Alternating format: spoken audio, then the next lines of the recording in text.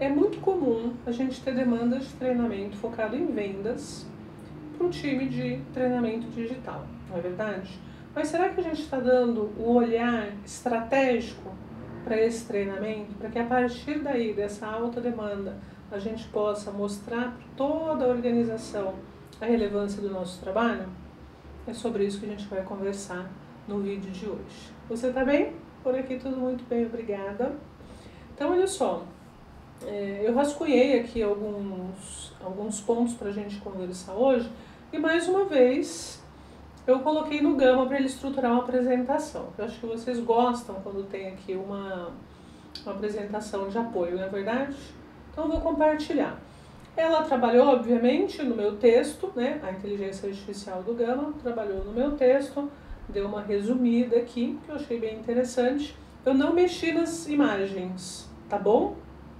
Pra gente ganhar tempo aqui. Na verdade, para eu ganhar tempo e trazer o conteúdo para você de forma mais assertiva, tá bom? Então vamos lá, deixa eu compartilhar minha tela com você. Aqui está, muito bem. Então, como é que a gente pode transformar o treinamento online, de fato, em algo que impulsiona o time comercial, mas também fazer com que o nosso trabalho seja visto como estratégico para essa área? E por que eu escolhi essa área para falar? Né? A área comercial, a área de vendas de uma organização. Primeiro porque a recorrência de treinamento para esse público costuma ser muito alta. Né? Quanto mais voltada para o varejo ou atacado a tua organização estiver, mais ela precisa de treinamento de vendas e ela demanda esse tipo de treinamento. E toda empresa vende alguma coisa, né? Seja produto, seja serviço. Então sempre existe essa demanda por esse tipo de treinamento. Outro ponto é que é muito mais fácil a gente medir resultado de treinamento de venda do que, né, em relação a outros tipos de treinamento, tá? Então, por exemplo, eu tenho algumas estatísticas aqui, depois eu posso até colocar as fontes aqui na descrição do vídeo, tá? Mas o que essas pesquisas trazem, né? Tem aqui pesquisa da ATD, da SHME, enfim, e elas falam o seguinte, que programas de treinamento, uma empresa que tem programas de treinamento estruturados, elas costumam ter, ou elas apresentam aqui em média 218% mais receita por colaborador. É muita coisa, concordam comigo? Isso em relação às que não têm um programa mais estruturado, tá? Outro dado importante é que o treinamento online aumenta a retenção ali entre 25% e 60% em relação ao treinamento, outros tipos ou modalidades de treinamento, tá? Então são dados importantes para você ter para embasar a tua argumentação. Ah, Sônia, então é muito melhor o treinamento online do que o presencial? Não necessariamente, tá? Mas vocês vão ver aqui no decorrer dessa nossa conversa o porquê desse percentual ser elevado, chegar aí a 60% em comparação ao híbrido ou ao presencial, tá bom? Segura aí. E o ROI médio de treinamentos online focado em vendas é de 353 dólares por dólar investido. Então, cada $1 investido retorna 353 dólares. Ou seja, isso é um ROI absurdo de alto, né? Então, a gente tem que entender o potencial do treinamento online para treinamentos de vendas, entende?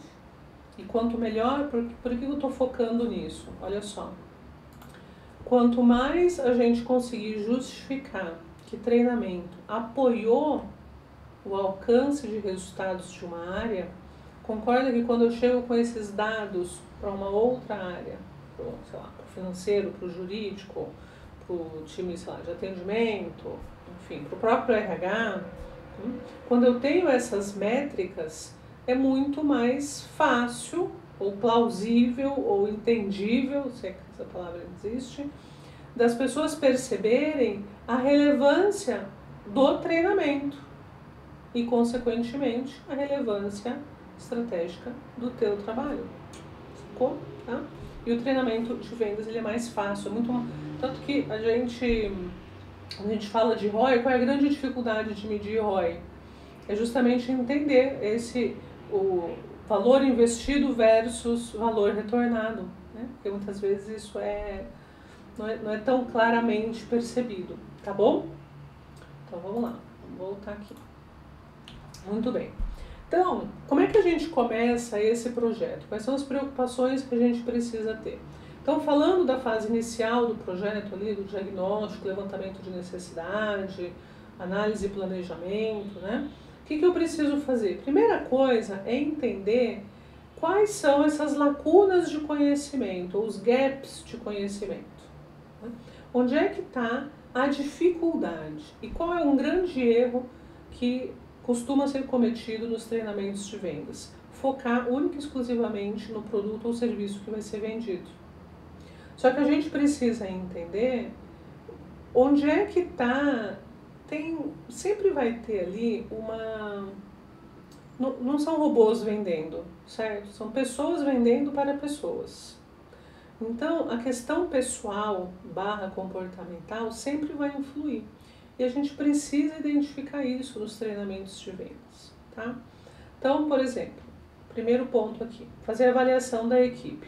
Fazer uma análise do desempenho individual, do desempenho em equipe, se for o caso, daí você vai avaliar qual é o contexto que você está atendendo e buscar fazer entrevistas com essas pessoas, ir a campo, né?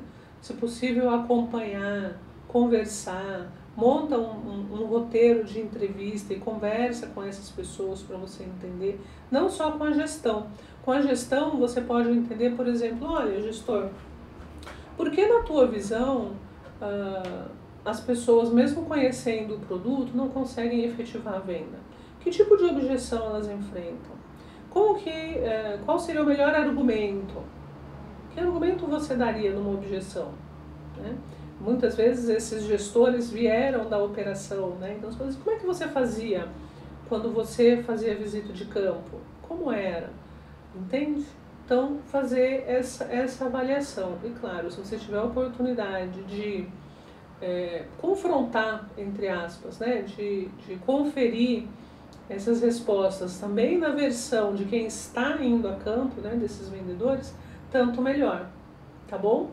Para você entender de fato, né? Você vai perguntar quais são as suas dificuldades, como que é o teu dia a dia, como você organiza a tua agenda de visita aos clientes, tá bom? Você se prepara antes, como você se prepara antes?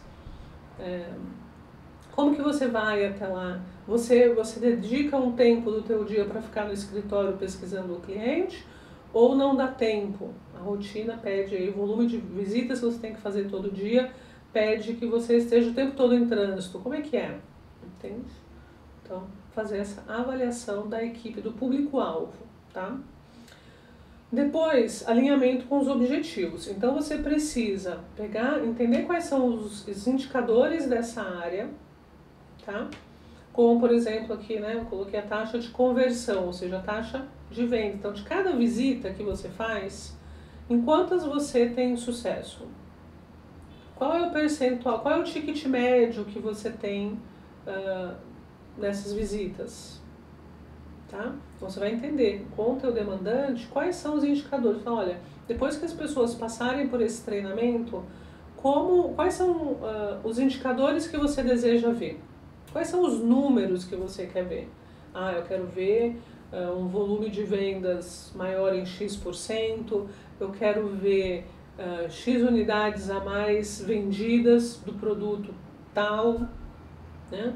Eu quero ver um ticket médio 50% maior, eu quero ver uma taxa de visitas com conversão X% maior, então você vai entender quais são esses indicadores. E aí você vai alinhar tudo isso, tá? Com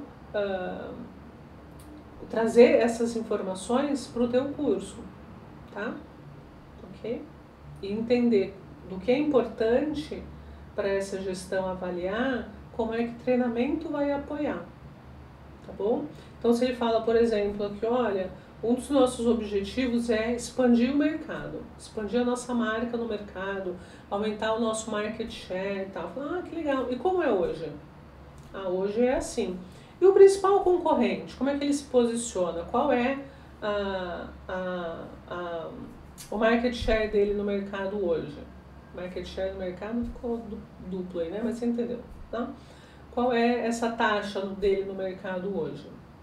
E você vai entender. O que ele faz de diferente? O que o concorrente faz de diferente da tua empresa, dos teus vendedores? Isso é aplicável para a rotina deles ou não? Ou o que você quer fazer de diferente da concorrência, que a concorrência não faz e o teu time deveria fazer? Percebe? Nessas entrevistas de diagnóstico, você colhe informações muito importantes, muito além do, olha, a técnica de venda é essa, ele tem que usar, e as funcionalidades do produto são essas. Entende? Fica um treinamento duro, um treinamento seco, um treinamento sem vida mesmo, né? Que não reflete a realidade da pessoa. Quando a pessoa chega para vender, ela não vai chegar para vender assim, olha, meu produto é melhor porque ele faz isso, isso e aquilo, assina aqui. Não é assim que acontece, não é? Tem que ter toda uma malemolência, um entendimento do mercado, um entendimento do cliente. Então, a gente tem que trazer isso para dentro do curso, tá? Muito bem. Vamos lá, deixa eu voltar aqui. Já na etapa de design, né, ali migrando da análise para o design dessa solução. O que você precisa pensar? Em estratégias que sejam aderentes a esse público. Então, se lá na tua conversa com o público, com esses vendedores, ele te contou que ele está o tempo todo em visita, que ele está o tempo todo na rua, como é com a maior parte dos vendedores, né? Então, o que você vai fazer? Poxa, então eu não posso entregar para ele um curso de 1 hora. Ele não vai sentar 1 hora para fazer esse treinamento, certo? Até porque, gente, pensa bem, time comercial, em geral, tem meta, tem a comissão. Então, concorda comigo que entre estar vendendo e gerar comissão para ele e parar para fazer um curso, imediatamente ele vai pensar, vou vender? Depois eu vejo esse curso aqui, quando eu tiver tempo. Quando eu tiver 1 hora para parar para fazer esse curso, eu paro.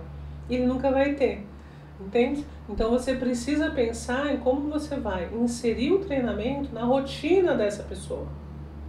O microlearning pode ser uma boa solução. Então você colocar ali módulos curtos, focados em habilidades específicas, então de forma que ele possa ali, em curto espaço de tempo, enquanto ele está esperando ser atendido, enquanto ele está em deslocamento, para que ele possa fazer essas pílulas e de trabalhar os temas de forma que já, na hora que ele entrar na sala do cliente dele, ele já consiga aplicar o que ele acabou de assistir no treinamento. Percebe? Tá bom? Então tenha isso em mente. Uma outra estratégia que funciona bastante para esse público é a gamificação. Você usar elementos de jogos para aumentar o engajamento, tá bom? Porque eles já estão, de forma geral, né? Claro, estou generalizando aqui, mas eles já estão acostumados com essa coisa de ranking de vendas, quem vendeu mais, qual time ou qual região vendeu mais, tá? E aí você pode se aproveitar dessa característica desse grupo para gamificar também essa solução, tá bom? Pode ser que você gamifique dentro do curso, pode ser que você entenda, devido à relevância desse projeto, que faz sentido ter uma plataforma de treinamento gamificada, tá bom? Para este público, tá bom? Ou para este projeto em específico. Existem algumas plataformas que são muito usadas para onboarding e tal, e para projetos assim, né? Ou seja, quando eu estou falando de projetos assim, é um projeto que tem início, meio e fim. Não estou falando de ter uma plataforma gamificada onde tudo é gamificado. Acho que quando tudo é, nada é, de fato. Entende? Aí perde o sentido, né? Tá bom? Então, pensa nisso. E simulação. Colocar muita simulação para que essas pessoas possam praticar situações de venda, argumentação, reversão de objeção, num ambiente seguro que é o treinamento, tá bom? Então pense nessas estratégias. Outra coisa importante também aqui com relação à implementação desse projeto, o que você precisa pensar? Como que vai ser a comunicação? Ah, Suane, mas eu sou o designer instrucional, eu não sou da comunicação.